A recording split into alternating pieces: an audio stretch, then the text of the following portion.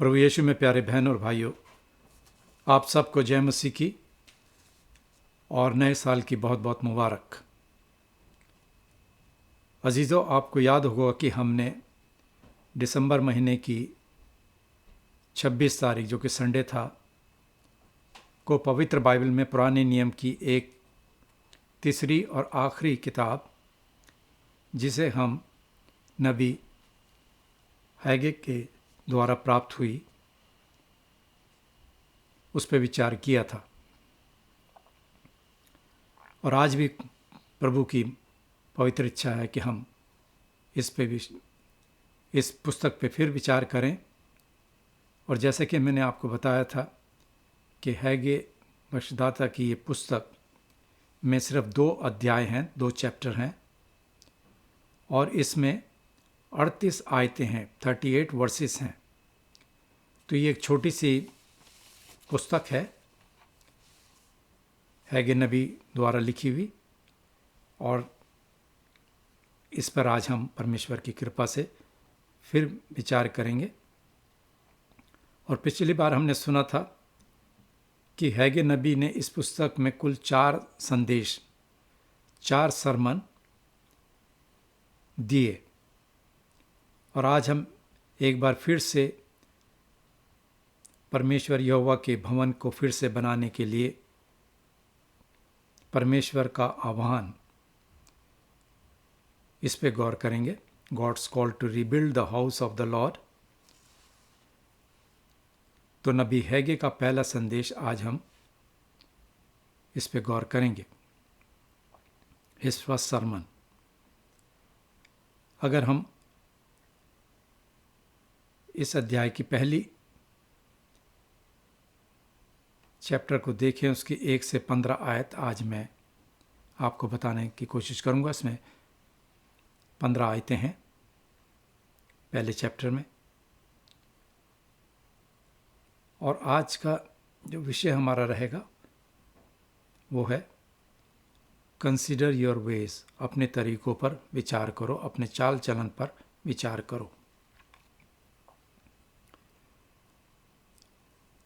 अजीज़ों, मैंने पहले ही नबी हैगे की पुस्तक के बारे में आपको बता चुका हूँ। हैगे नबी ने साल 520 BC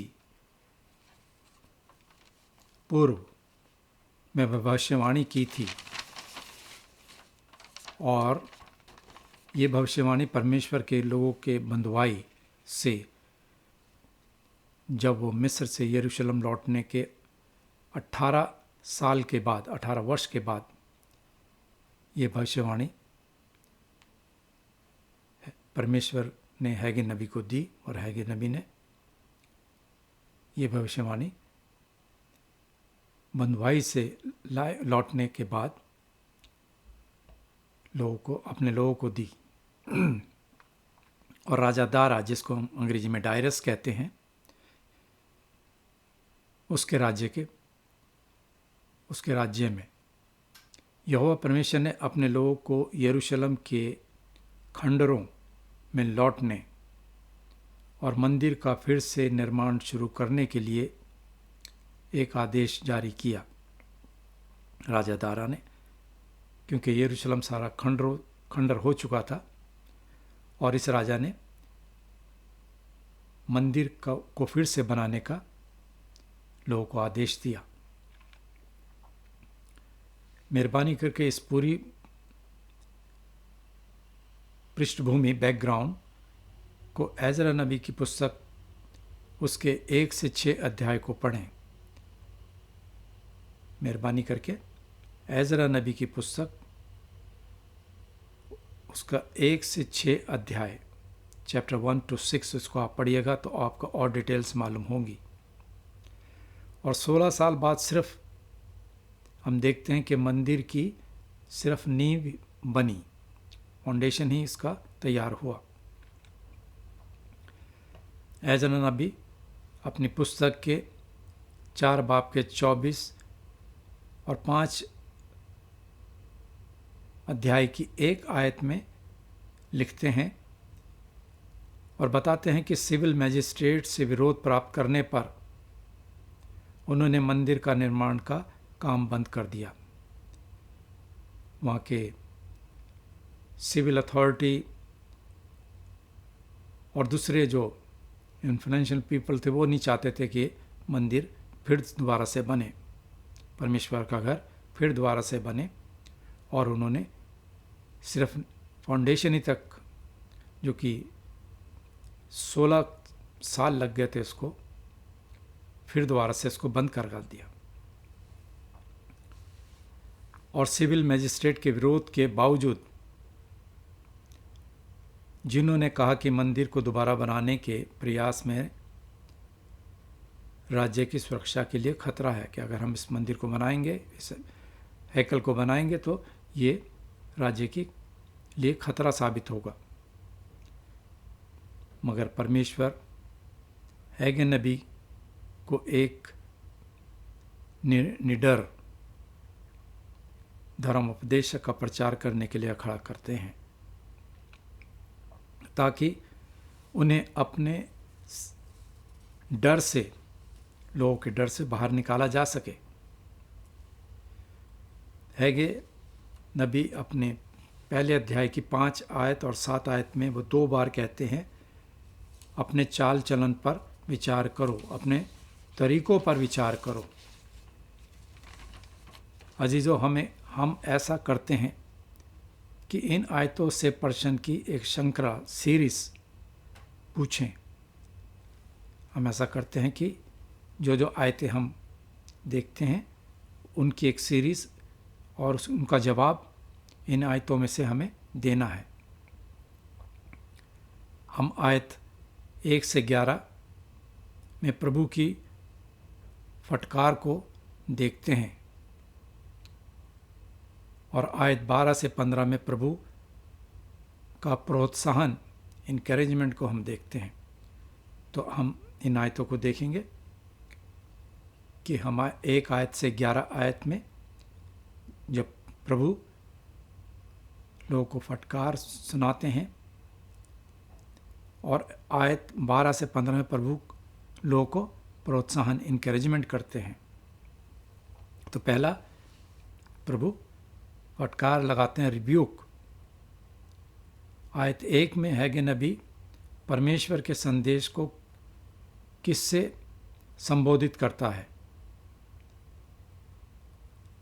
हम देखते हैं कि शालतियल के पुत्र जेरुब्बाबेल को, जो यहूदा का गवर्नर था, और यहोसादाक के पुत्र यीशु, जो कि महायाजक था, उसके पास पहुंचा।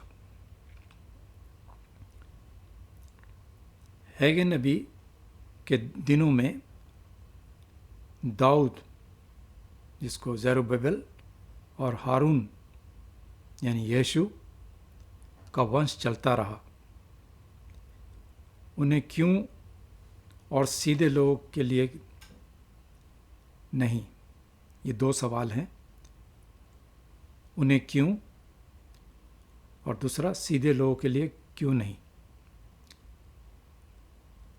क्योंकि परमेश्वर की सारी प्रजा को उनके द्वारा संदेश दिया गया है और परमेश्वर की प्रजा के लीडर्स, अगुवे, उनको परमेश्वर के मार्ग में ले चलेंगे। आयत 2 में हम देखते हैं कि यहोवा परमेश्वर का भवन ना बनाने का उनका बहाना, उनके एक्सक्यूज क्या हैं ताकि परमेश्वर का भवन ना बने। परमेश्वर यहोवा उनके बहाने, उनके एक्सक्यूजेस देखते हैं और वे इनके बहाने को बाहर लाते हैं। अगर हम आयत 2 देखें तो वहाँ हम देखते हैं कि वो नहीं कह रहे कि, पर ये कहते हैं कि यहोवा परमेश्वर के भवन बनाने का समय नहीं आया है। वो ये एक्सक्यूज़ देते हैं, वो ये बहाना देते हैं कि अभी परमेश्वर के भवन बनाने का समय नहीं आया। और दूसरे कुछ और बहाने, जैसे वहाँ सूखा था, फसल ना होना वगैरह वगैरह। और राजनीतिक परिस्थितियाँ और विपक्ष ने उन्हें, जो अपोजिशन थी, उन्होंने उनको काम करने से रोका। उन्हें पहले अपने घरों की देखभाल करनी थी, उन्हें पहले अपने घरों को बनाने की फिक्र थी। ये सिर्फ एक बहाना था।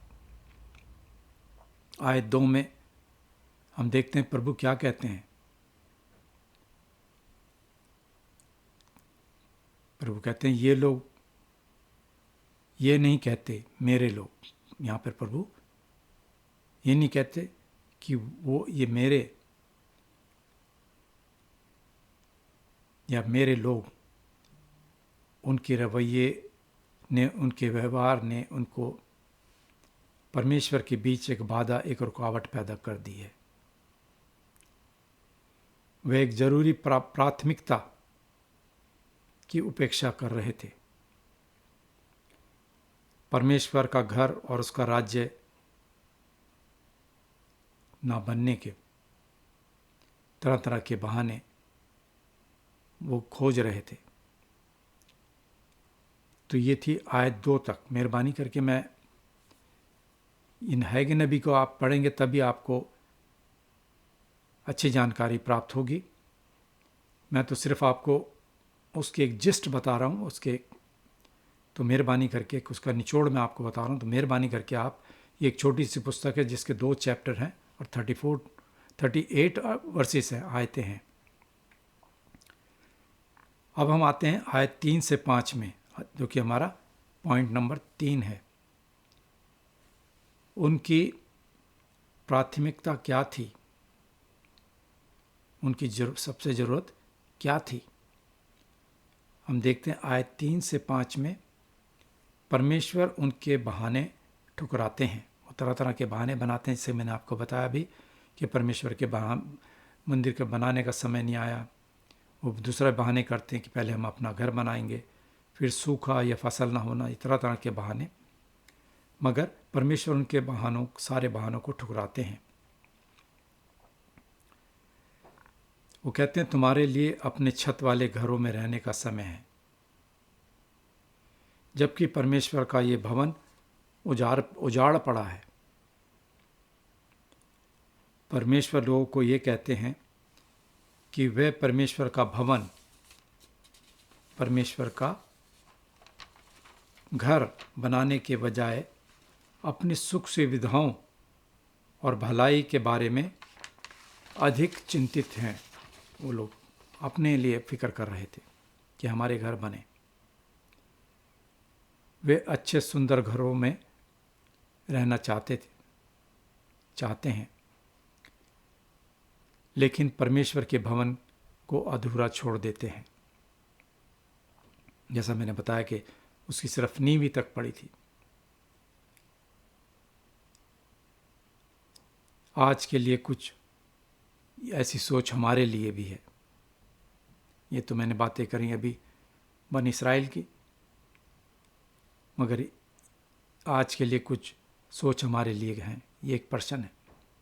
ईंट पत्थर से बनी हुई कोई इमारत नहीं, बल्कि हमारे जीवन में प्रभु का पहला स्थान होना चाहिए। परमेश्वर को अपने जीवन में पहला स्थान दें। परमेश्वर के लोगों की स्पिरिचुअल, आध्यात्मिक उन्नति हो। परमेश्वर की कलीसिया और उसके विचार और उसके राज्य का विस्तार हो। ये हमारी पहली प्राथमिकता होनी चाहिए कि परमेश्वर के लोगों की स्पिरिचुअल उन्नति हो, आध्यात्मिक। परमेश्वर की कलीसिया बढ़े, एक्सक्यूज मी,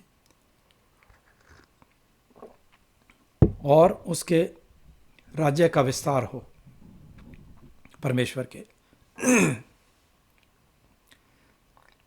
अगर हम मत्ती की इंजील उसके 6 बाब की 33 आयत 33 आयत में प्रभु यीशु कहते हैं,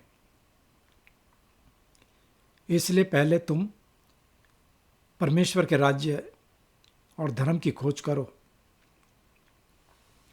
तो ये सब वस्तु भी तुम्हें मिल जाएंगी। आज का एक जरूरी प्रश्न, एक जरूरी सवाल, आज परमेश्वर के लोगों का ध्यान कहाँ है?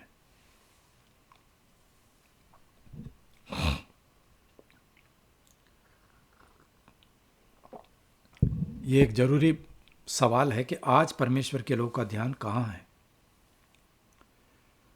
क्या उनके अपने आराम में या परमेश्वर के राज्य में?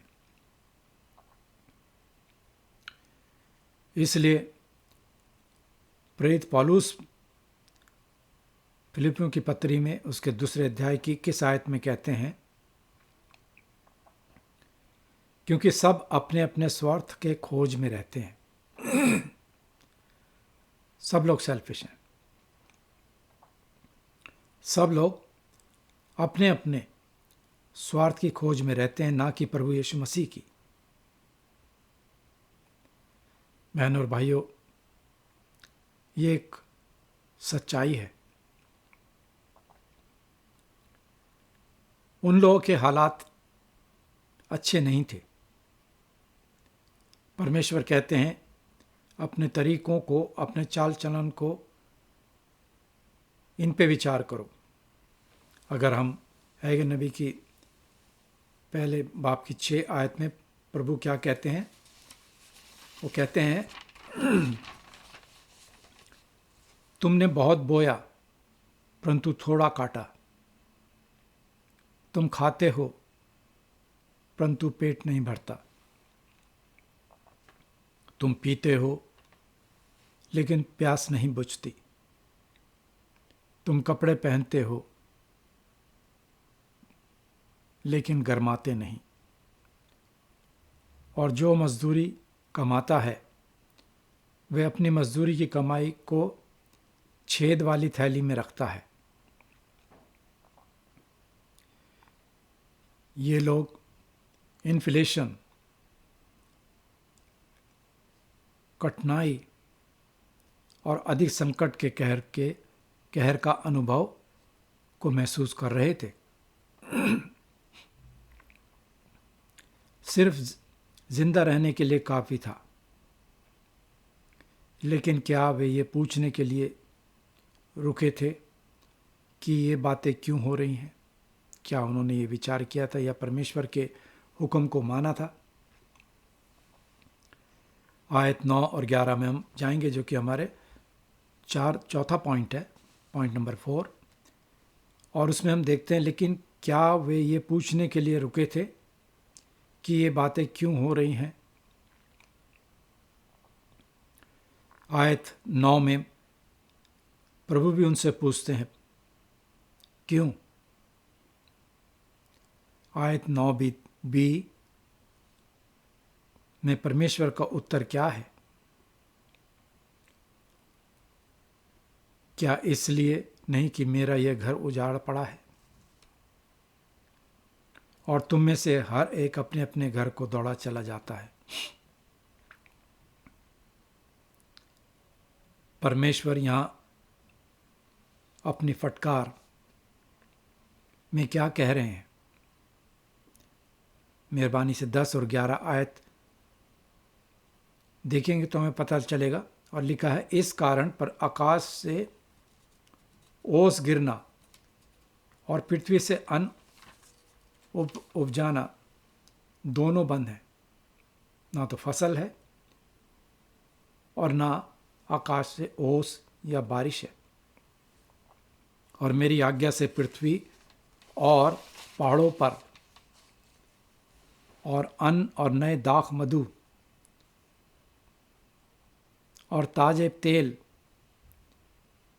पर और जो कुछ भूमि से उगता है, जो भूमि में आता है, भूमि से फसल होती है, उस पर और मनुष्यों और घरेलू पशुओं पर और उनके परिश्रम की सारी कमाई पर भी अकाल पड़ा है। अजीज़ों, जब परमेश्वर हमारी ज़िंदगी में पहला उसका स्थान नहीं है, पहली प्राथमिकता नहीं है, जब परमेश्वर की कलीसिया और राज्य हमारे जीवन में प्रथम नहीं है, तो क्या हमें परमेश्वर के आशीर्वाद की उम्मीद कर सकते हैं? इसका सीधा जवाब है नहीं, नो। वे लोग भूल गए कि उनके दुर्भाग्य का कारण प्रभु की नाराज़गी और दंड था, सजा थी। वे लोग मंदिर के निर्माण के संबंध में संतुष्ट थे कि मंदिर का पुनर्निर्माण के संबंध में वो संतुष्ट थे। यही कारण था कि खराब फसल और कई दूसरी निराशाएं उनके जीवन में थीं। नबी हैगे यहाँ पवित्र शास्त्र के किस भाग की ओर हमारा ध्यान आकर्षित कराना चाहते हैं? वो मूसा की व्यवस्था, मूसा के कानून, जिनको हम व्यवस्था विवरण डिट्रोनॉमी उसके 28 अध्याय और उसकी 38 से 40 मेहरबानी से करके मूसा की व्यवस्था देखें, मूसा के कानून, जो कि हैगे नबी हमारा ध्यान उस ओर ले जाना चाहते हैं, इस पुस्तक की ओर। अब हम देखेंगे आयत 8 और 9, हमारा पॉइंट नंबर 5। यहाँ पर यहोवा परमेश्वर फिर उनसे कहते हैं, अपने अपने चाल चलन पर सोचो और अब भविष्य की ओर देखो। आयत 8 में परमेश्वर उन्हें क्या करने के लिए बुलाते हैं? परमेश्वर कहते हैं, पहाड़ पर चढ़ जाओ और लकड़ी ले आओ और इस भवन को बनाओ, और मैं उसको दोबारा देखकर प्रसन्न खुश होऊंगा और मेरी महिमा होगी। परमेश्वर उन्हें पश्चाताप करने और उनके चाल चलन और तरीके बदलने और परमेश्वर पर विश्वास और काम करने के लिए बुलाते हैं। और यह इस बात को दिखाता है कि प्रभु उनके जीवन में प्रथम थे। इससे परमेश्वर प्रसन्न होते हैं, खुश होते हैं और वे इसमें आनंद लेते हैं, और इससे परमेश्वर के नाम की महिमा होती है। जब हमारी सोच और हमारे जीवन में प्रभु और उसका घर और उसका राज्य प्राथमिकता हो, पहला दर्जा हो, तो ये सभी चीज़ें एक आशीर्वाद बन जाती हैं, एक ब्लेसिंग बन जाती हैं। साथ ही हमारे घर, हमारे रिश्ते, हमारा धन, ये फर्स्ट थिंग फर्स्ट है। ये हमारी दुनिया की सोच के उलट हैं, लेकिन परमेश्वर के लोगों के लिए और उनकी सोच के लिए उलट हैं, विपरीत हैं। अब हम देखते हैं इनकरेजमेंट, प्रोत्साहन, हौसला। आयत 12 में वे किन 2 तरीकों से रिस्पॉन्ड करते हैं, इस बात को हम देखेंगे कि वो कौन से 2 तरीके थे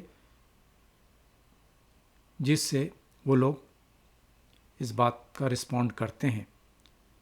पहला, उन्होंने अपने परमेश्वर यहोवा की बात मानी। किसने आज्ञा मानी? अगर हम 12 आयत को देखें तो हमें पता चलता है, शातियल के पुत्र जरुब्बाबेल और यहोसादक के पुत्र यीशु महायाजक ने और उसके साथ सब बचे हुए लोगों ने परमेश्वर की आज्ञा को माना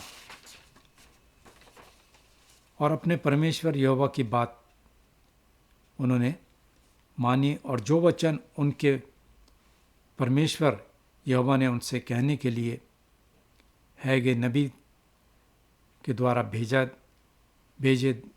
था, उसे उन्होंने मान लिया और लोगों ने यहोवा परमेश्वर का भय माना।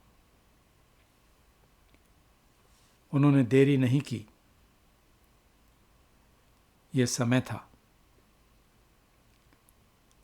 हैगे नबी के उपदेश के कितने दिन बाद, अगर हम आयत 15 में हमें इस बात का पता चलता है कि कितने दिनों के बाद उन्होंने इस बात को माना, 24वें दिन, आफ्टर 24 days। दूसरा, ये लोग यहोवा परमेश्वर की उपस्थिति से डरते थे। डर, इसका क्या मतलब है? वो क्यों डरते थे? ये वही शब्द है डर जो लोगों के दिलो दिमाग में था, ये डर, जबकि व्यवस्था विवरण उसके 5 बाब के 5 आयत में सनाई पर्वत पर परमेश्वर की आग के डर से ये लोग डरे थे। तो ये वो डर था। यहोवा परमेश्वर ने हैगे नबी के उपदेश का इस्तेमाल अपने निराश लोगों के लिए अपनी ताड़ना को स्पष्ट करने के लिए किया। यहोवा परमेश्वर के भवन को फिर से बनाने का समय आ गया था। अगर हम आयत 13 देखें, साथ ही हम उनके जीवन में काम करते हुए परमेश्वर के अनुग्रह को देखते हैं। आयत 13 हमें बताते कि मैं यहोवा परमेश्वर का क्या प्रोत्साहन देते हैं हम। यहोवा परमेश्वर हमारे को क्या इनकरेजमेंट करते हैं। वो कहते हैं, मैं तुम्हारे संग हूं। इमैनुअल, मैं तुम्हारे संग हूं। इमैनुअल वाला वायदा से हमें आज्ञा मानने के लिए परमेश्वर प्रेरित करता है। परमेश्वर हमें झिड़कने के बजाय, ताड़ना देने के बजाय परमेश्वर हमारा हौसला बढ़ाते हैं। परमेश्वर कहते हैं, मैं तेरे संग हूं। मेहरबानी से आयत 13 देखें। अब अजीजों, परमेश्वर अपना वायदा निभा रहे हैं शुरू से। इसी कारण परमेश्वर अपने लोगों के पास भविष्यदाता, और आज हमने देखा कि परमेश्वर ने हैगे नबी को बन इस्राएल के पास भेजा। वो इतिहास को मसीह के आने की ओर ले जा रहा है।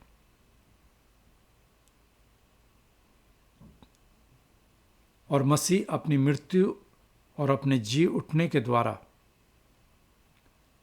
वह संसार भर में एक शानदार मंदिर का निर्माण कर रहे हैं। प्रभु यीशु आज अपनी आत्मा के द्वारा हमारे साथ हैं। प्रभु यीशु मसीह ने कहा, मैं तुम्हें अकेला नहीं छोड़ूंगा, मैं हमेशा तुम्हारे संग हूं दुनिया के आखिर तक। इस पुस्तक में 14 बार नबी हैगे ने अपनी इस पुस्तक में 14 बार सेना के यहोवा को पुकारा।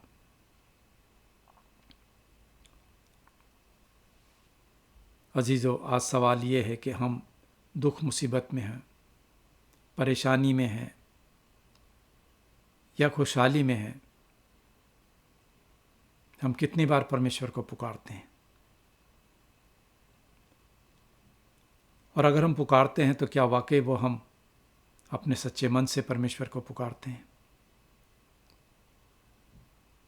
क्या हम जो प्रार्थना करते हैं वो क्या सिर्फ होठों से है या हमारे दिलों से है?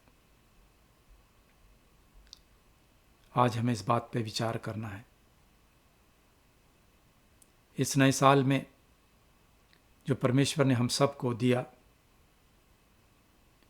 और परमेश्वर का धन्यवाद दें कि उसने हमें पिछले साल सही सलामत रखा, तमाम दुख बीमारी से बचा के प्रभु ने हमें ये समय दिया। हमें धन्यवाद करना चाहिए कि हमारे पास एक जिंदा परमेश्वर है। हमें धन्यवाद करना चाहिए कि प्रभु ने हमें अकेला नहीं छोड़ा। उन्होंने कहा मैं तुम्हारे संग हूँ, और वो पवित्र आत्मा हमको दी जो हमारे साथ हमेशा रहती है। तो विश्वासियों बहनों और भाइयों, आप सब लोग